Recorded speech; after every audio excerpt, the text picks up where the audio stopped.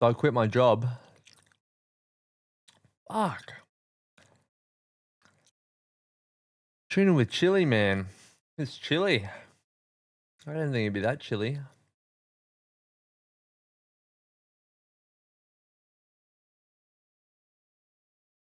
So if you follow me on Instagram, @BreezyOfficial, you would already know this.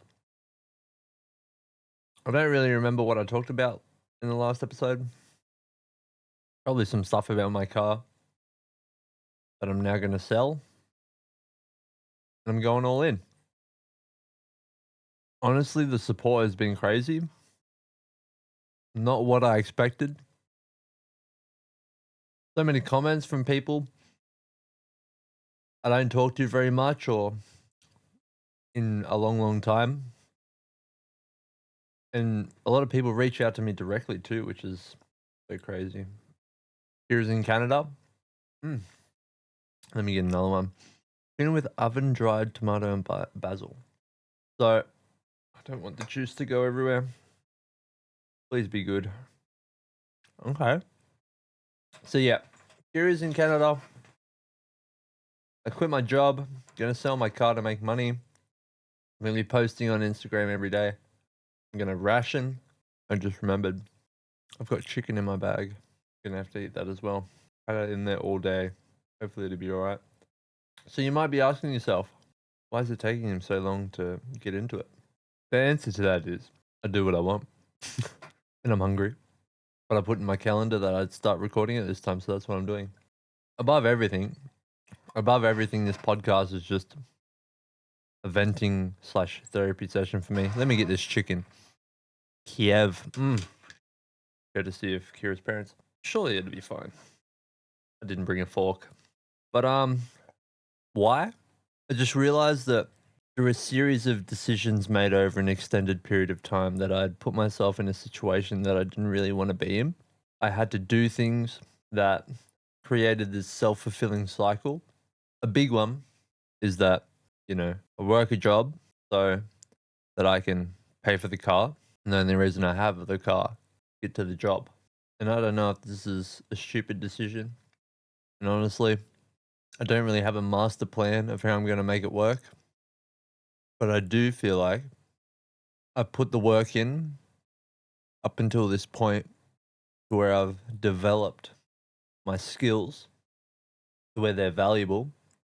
And I could foresee potential future where this could all work out. So for the sake of documentation, I'm going to walk through the morning of quitting. Well, I guess for that we have to kind of go back a little bit.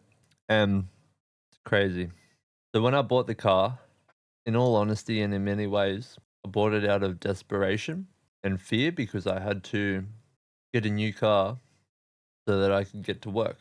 Because my old car was kaput. But in even on the drive home, for example, I wasn't particularly excited as I thought I would be because it was the model of car that I wanted. SV6 Commodore VE. And I didn't really think too much about it. The fact that I wasn't that excited.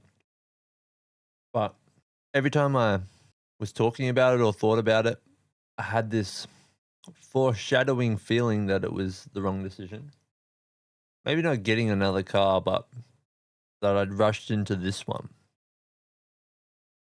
Wasn't patient. I'd made a hasty, emotional decision.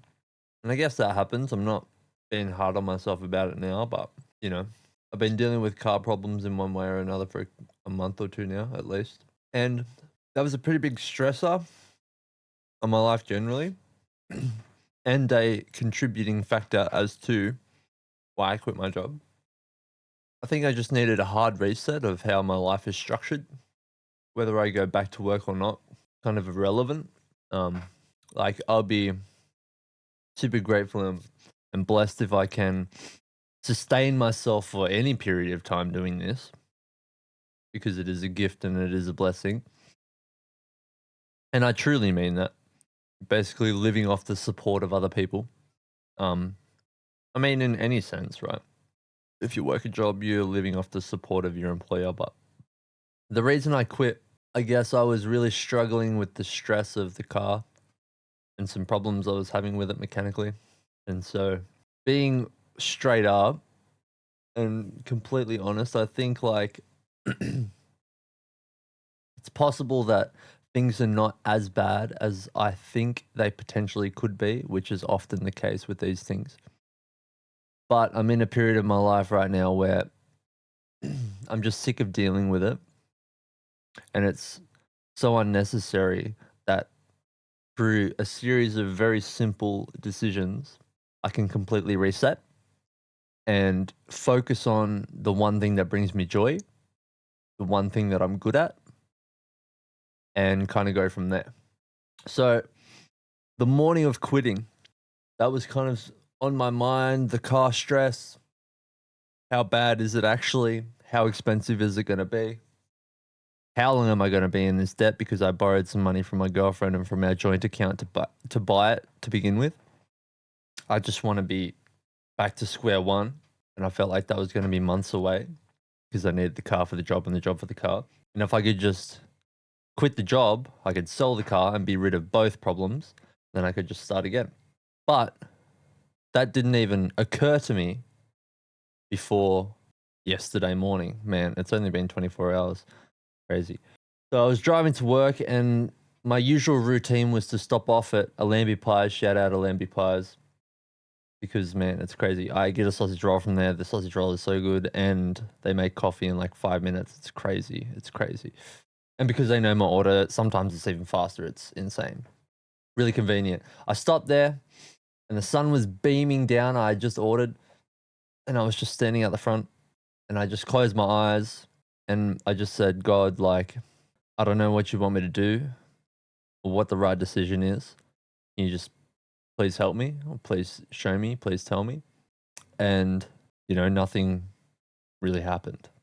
And over the course of the next few hours as I went to work, I was thinking like, every time that I've asked God to show me something or to answer a question that's dwelling on my mind, I've never gotten an answer that I felt like was directly from him or that I could even trace back to a question I'd asked. And I was contemplating on that. I'm like, if God is real, which I do think he is, this is me kind of speaking from that perspective before this happened, then why is he not speaking to me? And I came to the conclusion or the realization, or it was passed to me, that it was because I wasn't asking from a place of humility. Now, I don't necessarily ascribe to any specific religion at this point in time. My description and belief in God is not one of Christian faith specifically or Buddhist or whatever other religion you want to say. It's more of like the intention of the universe or like consciousness. And I asked that question. I went to work. I was wondering, why haven't I really gotten an answer before? And I realized it was because I wasn't asking from a place of humility. I was asking it, expecting an answer, and not just any answer, an answer that I'd already thought of. Like I was almost asking it in a way that I wasn't even going to consider, or like I wasn't open to the answer somehow. It's hard for me to describe it. And I came to that realization about a couple of hours later at work. And then I swear, man, like in the next, I'm not sure how soon after that realization happened, that I just got all of these visions. It was the craziest thing. Like I remember like I was folding these high vis 7-Eleven vests to bag them up, and I just got these visions of walking in to my boss's office, quitting, walking out, driving to the beach, sitting there contemplating how I'm going to make it work. And then it came to me like I'd sell my car, I'd have enough money to survive for a few months. I would just pretty much live at the studio, work 16-hour days, and just make it happen. And I felt an unrelenting certainty that that was the right path. And honestly, man, I teared up, you know what I mean?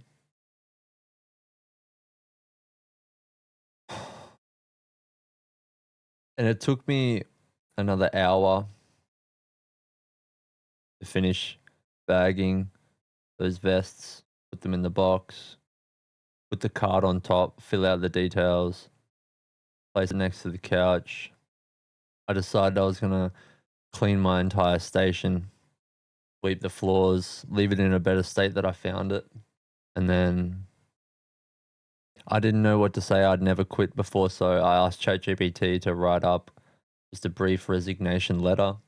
First, I had to make sure that what I was doing wasn't going to put me in any like trouble legally, just quitting on the spot. Thankfully, it didn't. So I tidied everything up. I tried to get a piece of paper out of the printer, but the printer was out of paper. But thankfully, there was another larger commercial printer just in the corner of an old co-worker's office who isn't there anymore. I went in there, pulled the drawer out. The first drawer, there were like 3 drawers on this printer, and I didn't know which one I pulled. The first one I pulled out had the paper in it. It's crazy. I took the paper and I took a pen and I went into the bathroom, back into the bathroom, because the week before we were called into his office, not for the first time, to be grilled about making mistakes. And I had been making mistakes that I would never usually make if I was present and fully focused on a singular task, which I never was, because I was so preoccupied by either distracting myself with social media on YouTube, or trying to write a song, or talking to ChatGPT about my artist mission, what I'm trying to do, scripting content, that I was a lot of the time not 100% focused on the task at hand. And rightly so, like it got to a point where he called us in and he given us warnings like, this is not a hit piece on where I used to work. In fact, like I don't have anything against them. I don't think they did anything wrong. I feel like they just, especially my boss, my ex-boss, he was doing the best that he could with the knowledge and the resources and the time that he had. I mean, there were probably some things I would have done differently and ways we could have communicated, but I take responsibility and accountability for the fact that, you know, it's a two-way street. If I don't start it and I don't communicate what I'm thinking, I can't complain about his lack of communication as well. But that's just besides the point. He called us into the office and he said the last straw, like he had been warning us of this. I think the last time we had a crisis meeting is what I call them, that he just banned phone use altogether. Because like usually we're allowed to have headphones on and like watch a video or listen to music or whatever while we're working, because it's incredibly repetitive. You know, you put the garment down, you place the graphic on top, you press it, and then it's just over and over and over and over again. But he said, that's it. It just keeps getting worse. He said, he spent $6,000 on replacing garments in the last 6 months, and it's the worst he's had in 4 years. And he said, no more phones, which I mean, yeah, fair enough. If that's the way you want to do it. But the way it was, what that meant and the consequences of that I didn't fully consider when he first said that, was that I would now have to hide my pursuit towards what I want to do. You know what I mean? Whether that be music or making content, you know what I mean? And I think that's probably what really set a big thing off in my mind, is like, okay, like this makes sense. I don't take it personally. In fact, like if I was in his position, I would probably think a similar thing if I had not seen any other option, which I could understand why he didn't. But for what I'm trying to do, I'm either going to have to, well, number one, I don't like cutting back on using my phone was 100% something that I wanted to do. And I kind of accepted that as like a sign of, okay, I need to spend less time on my phone generally. Because I feel like I'm quite addicted to social media at this point in time. And I mean, I feel like the job was probably part of that. Because, we were allowed to.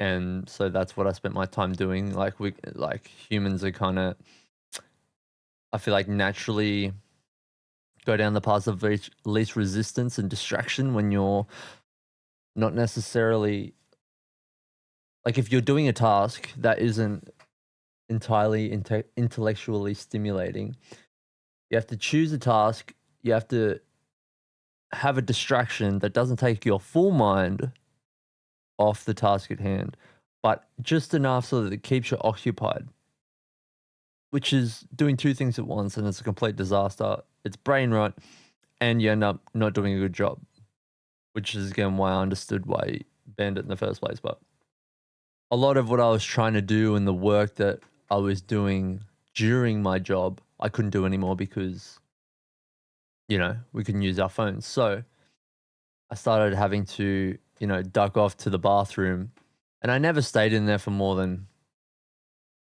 5-10 minutes. And maybe I did this 3 times a day for the 2 or 3, 4 working days that this was enforced for before I quit. So yeah, like I said, I went back to the bathroom to write my resignation letter.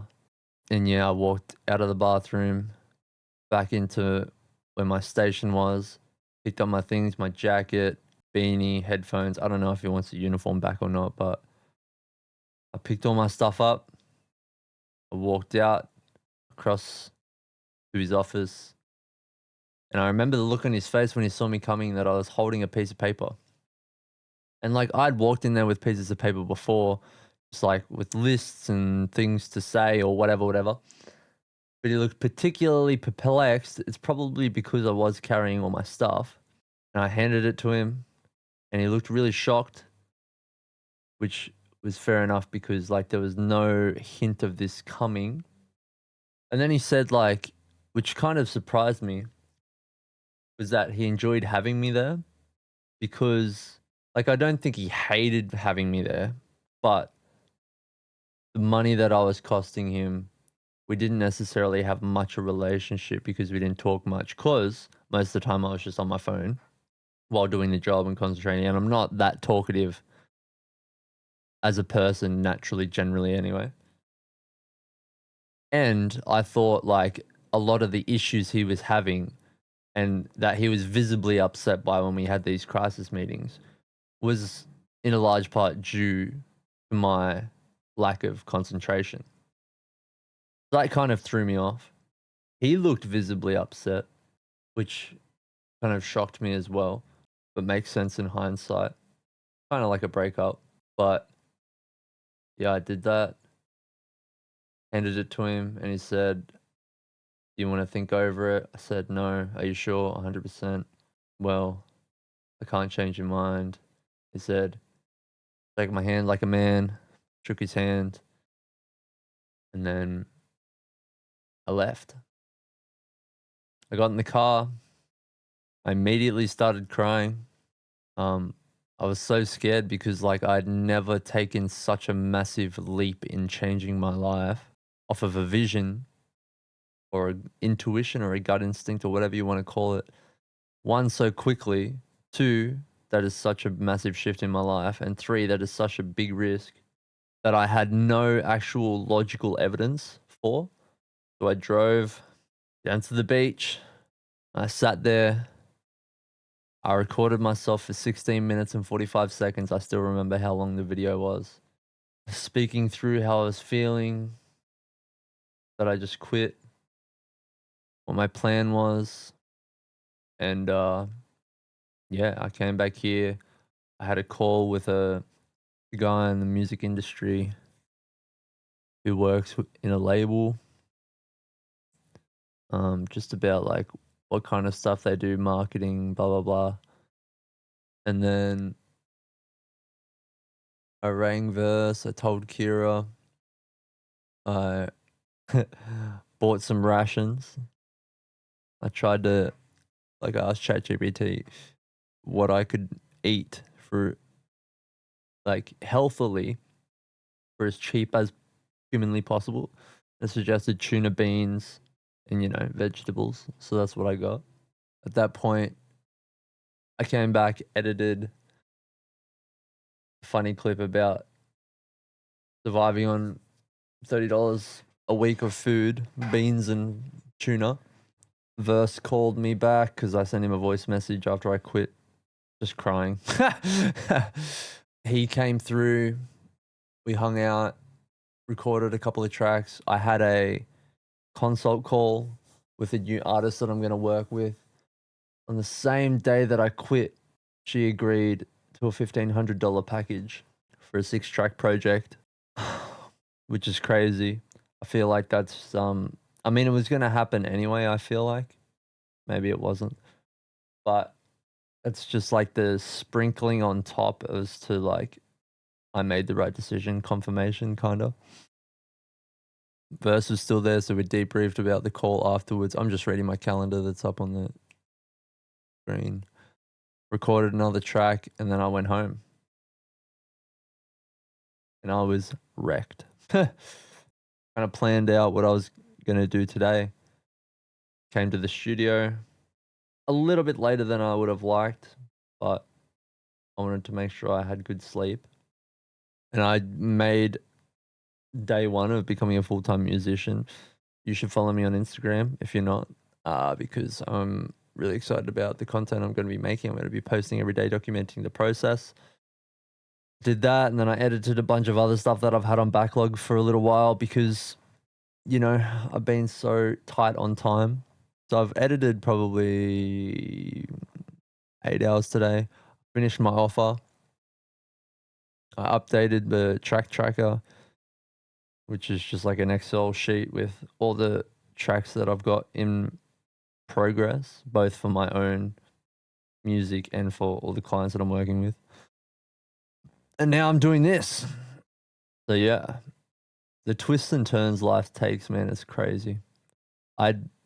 This wasn't really truthfully on my radar as a possibility to do anytime soon because of the car and because of, I had to pay back the debt or the money that I'd loaned. And I couldn't sell the car because I needed the car to go to work. And it's just, yeah, it's crazy. I undid all of these knots by pulling one thread almost, it seemed. And I've had waves of really, not severe, but like, overwhelming in a way, like stress. Like, what am I doing already in the last 24 hours? What am I doing? How am I going to make it work? Am I going to have enough money? I'm going to be broke forever. I'm never going to be able to buy anything or go anywhere again because I'm just going to have no money. All these thoughts, but I think that's going to drive me to put the work in that's required to build a life that I want to build. And it's been insane. Every single person who has reached out and has commented and that I've heard from is like, this is the best decision. You're going to kill it. This is the right thing. This is what you need to do. Like, so many people believe in me, you know what I mean? And it's funny. I feel like I put myself in this situation deliberately to where I have no choice but to succeed. And from all of the extremely high performer, highly successful stories and journeys that I've heard on podcasts and in books, like they all follow this kind of trajectory of like, you know, there was one point where they just had to quit and go all in and, you know, telling everyone you know is leveraging yourself into the person that you need to become to achieve that success. And like in every direction that I look now, I just feel like this was definitely the right decision. I don't know what's in store. You know, I can't even really predict what's going to happen next week now that I'm not working, and I'm like standing on the edge of a cliff and I've jumped and I don't know where the bottom is, but I'm just going to spread my wings and fly. Yeah.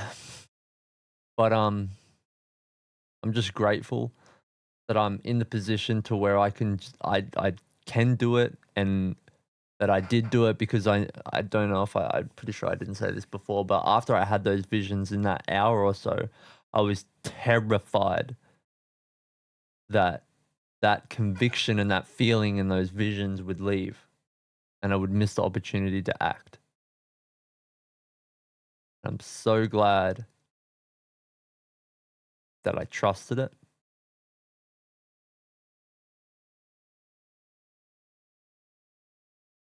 And that I didn't just let it fade and think my way out of it logically and, you know, play it safe, try for another week, you know, all that kind of stuff, the stuff that makes sense. And just trust that what I felt and what I saw was presented to me for a reason, and I just have to follow that and trust that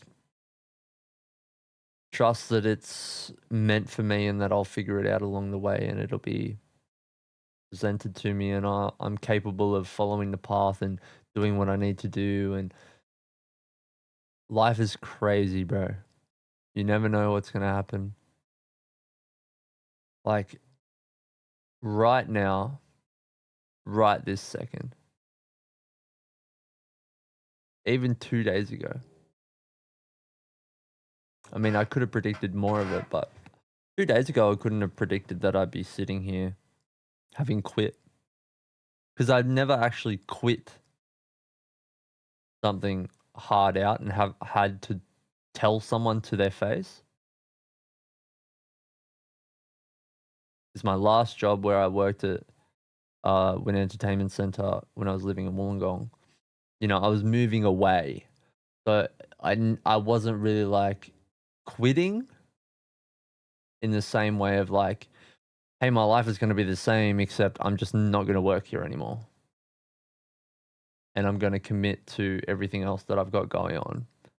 But to think back to like Wollongong, right, where I was working part-time, getting Centrelink, making music. Man, if I could send him some visions of this right now, I don't know how I would even do that, but I would do it. In some ways, actually, I got this vision that came back to me almost, or this deja vu or something, of like this conversation in the living room. I don't know if this is going to happen or has happened or was a dream or how it's going to actually manifest, because I don't really remember what we were talking about. I think like we were in the living room with Kira's parents and her sister Bella. And I vaguely remember that I was in disagreement with them, or they were in disagreement with me about a certain decision. I think it was surrounding a car, and there was some slight tension. I do remember that it was nothing that was going to be cataclysmic or result in a permanent fracture, just some temporary tension over a decision. But yeah, I just feel like, now is the perfect time. And all that's left is to do what I said I'm going to do. I know what I need to do to make it work. And I just have to stick to the plan. And I'll learn along the way and I'll get better and better. And 3, 6, 12, 24 months, who knows where I'm going to be, man. But I'm in this for the long haul now. Going to figure it out. No idea what I'm doing or what that's going to look like or what, but got to trust in the process. Trust in God, trust in those visions that He gave me. Yeah, so much gratitude. Crazy, I had a call with Friendly Fire. He hit me up and said, "Can I ring you for their podcast that they're doing, Firecast? Shout out Firecast."